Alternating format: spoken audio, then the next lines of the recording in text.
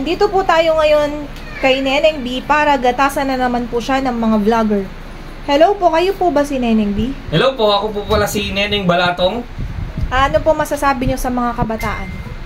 Shoutout sa mga kabataan dyan. Maanong ulam? Sa mga kabataan pala dyan, huwag puro cellphone.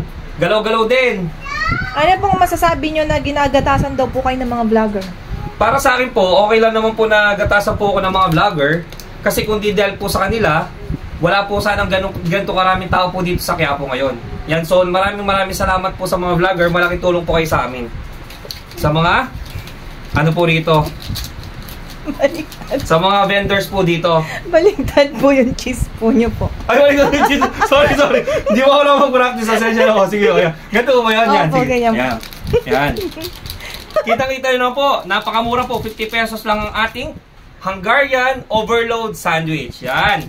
At saka maganda po rito kung bakit okay lang nagatasan po tayo ng mga vlogger kasi marami naman po tayong mga gatas po dito. Yan. Lalo na po kung kailangan nyo po. Yan.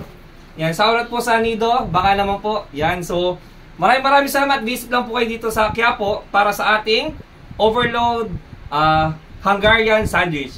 Thank you! Thank you po.